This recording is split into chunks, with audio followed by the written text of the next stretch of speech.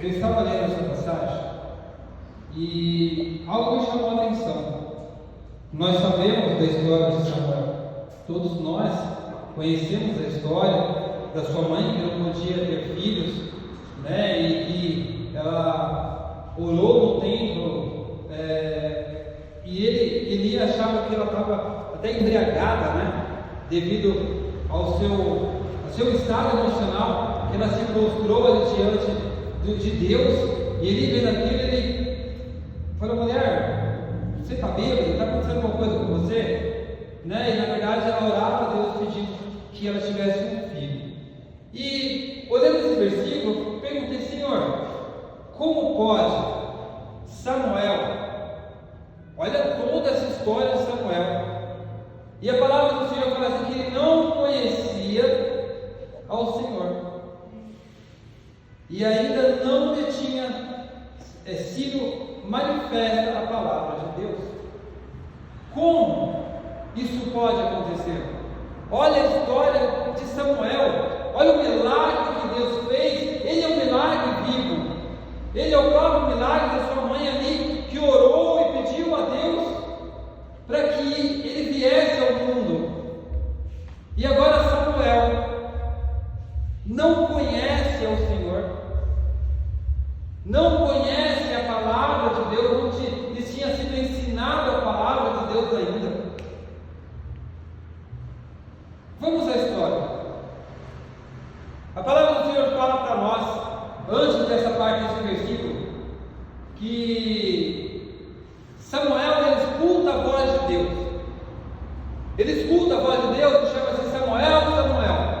Ele desperta durante a noite, vai até Eli e fala: olha, o Senhor me chamou. E ele fala assim: não chamei, volta a dormir. E pela segunda vez o Senhor vai e chama Samuel, Samuel. Ele se levanta, vai até ele de novo e fala: olha, o Senhor me chamou. E ele fala: não foi eu que te chamei. Eu acho que ele já ficou assim: poxa, esse menino está, essa noite ele quer brincar comigo. Como é que ele pode vir pela segunda vez falar que eu estou chamando, sendo que eu já mandei ele dormir, que não estou chamando ele? Mas o que acontece? Pela terceira vez, o Senhor Deus chama Samuel. Observa bem, tanto Eli como Samuel, dá para perceber que há um distanciamento de Deus entre eles. Mas só que Eli é um sacerdote. Ele é um sacerdote que entrou numa cegueira espiritual.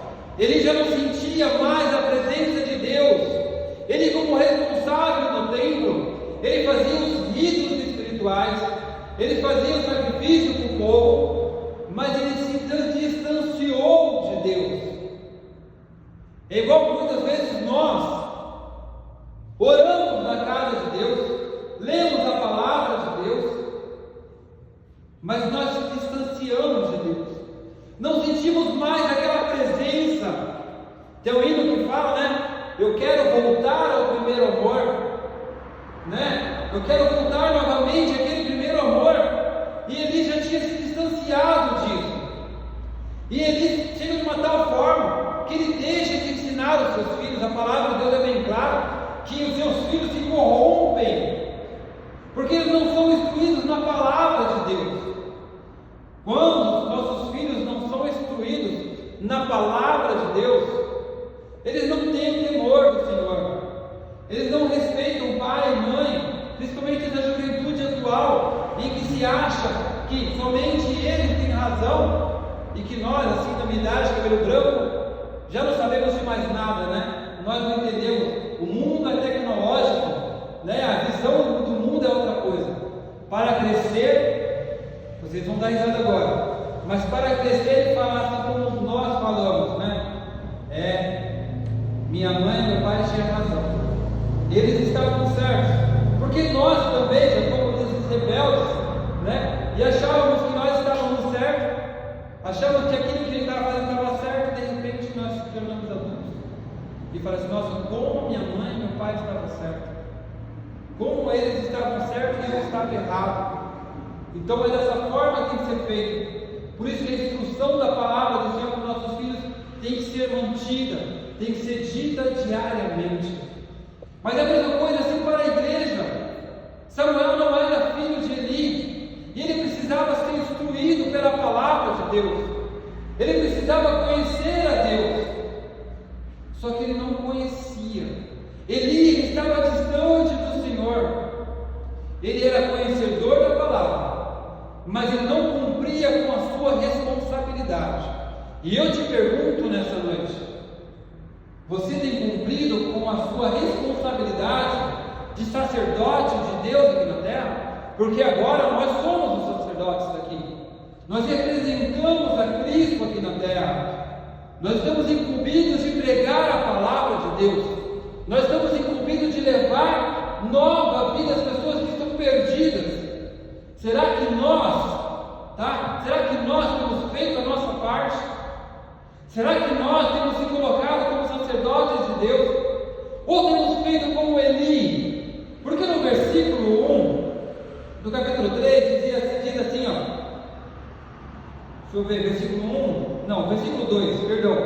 E sucedeu naquele dia que, estando ele deitado no seu lugar, e os seus olhos começavam a escurecer, pois não podia ver. Embora fala que ele estava cansado de dormir, mas assim a palavra especifica que ele não podia ver, os seus olhos estavam cansados.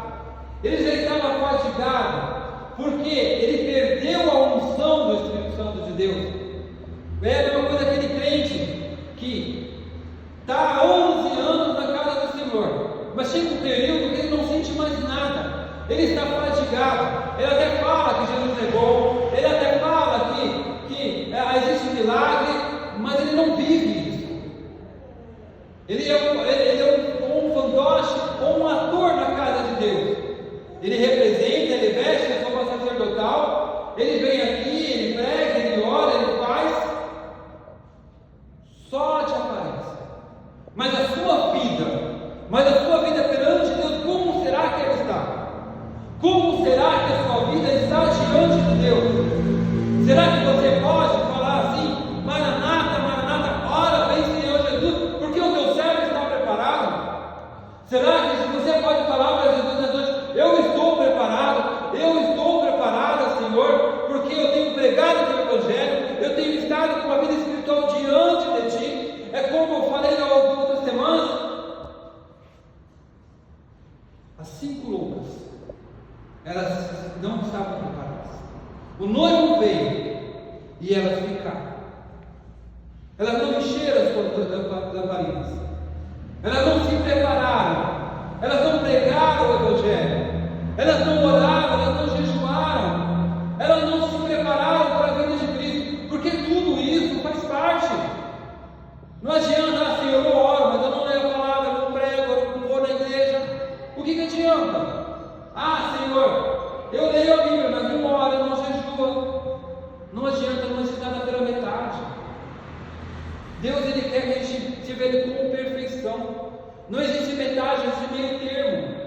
Ou você é ou você não é. Ou você é crente, está na casa de Deus, realmente você serve a Deus, você entrega a sua vida para Deus, ou você não é. Não adianta ficar em cima do muro, porque quem está em cima do muro vai ficar de qualquer jeito. Meio, tá bom para mim, né? Nem lá nem cá, não me dedico tanto, mas também não estou lá no mundão. Não, você está enganado, você está exatamente onde o diabo quer que você esteja, em cima do muro, porque você também vai ficar se Jesus vier. Eli estava dormindo, ele tinha a responsabilidade de pregar a palavra de Deus, mas a palavra de Deus é bem clara que Samuel não conhecia ao Senhor. Samuel estava onde? Estava no templo. Samuel fazia o quê? Fazia sacrifícios com Eli. Samuel participava do quê? De toda a cerimônia. Mas ele não conhecia o Senhor. E é muito triste, sabe por quê? Eu vejo que na casa do Senhor, muitos estão aqui, mas não conhecem ao seu Deus. Não conhecem ao seu Deus. Vive uma teoria, tá? Vive uma teoria, a palavra é viva. mas a frieza espiritual dessa pessoa é tão grande, que vive só uma teoria, mas não conhece a Deus. É como um pedaço do texto diz assim: antes eu conhecia de ouvir falar, ponto, olha aqui. Eu conheço o Senhor de ouvir falar, mas não de contínuo andar, porque eu não ando com Cristo. É assim que essa pessoa está.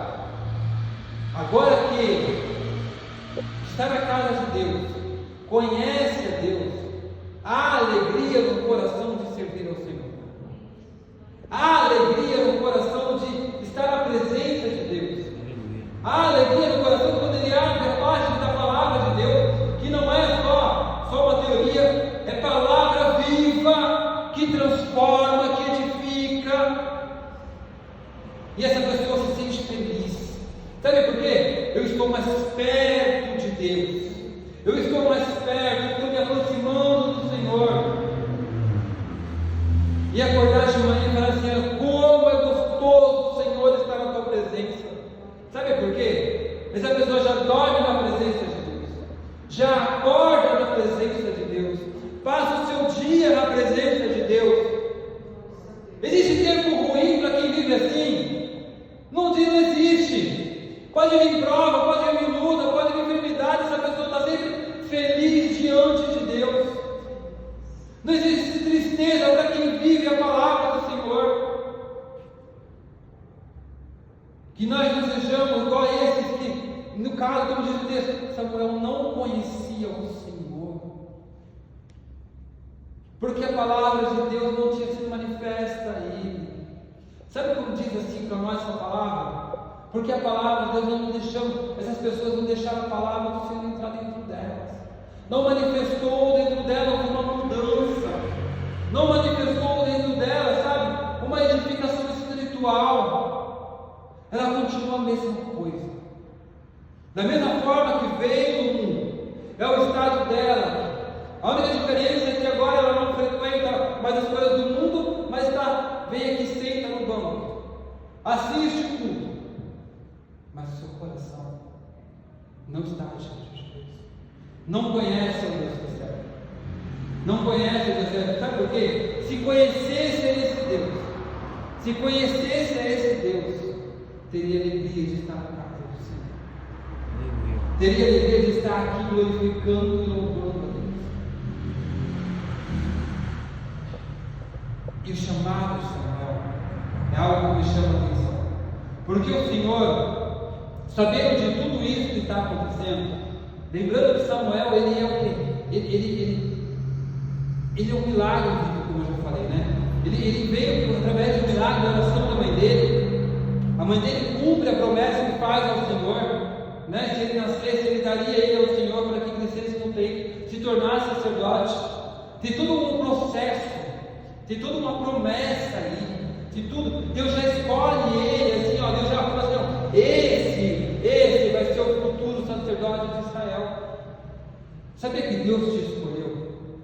Sabia que Deus te escolheu? E grande é o chamado de Deus na sua vida. Eu falo, mas essa palavra é para um monte de gente. Não é para um monte de gente não. Porque senão a palavra de Deus não falava assim, são muitos chamados, mas poucos são os escolhidos. Não é para um monte de gente. É que um monte de gente abraça essa história, mas quando Deus chama você, é diferente. Você é escolhido desde lá no começo.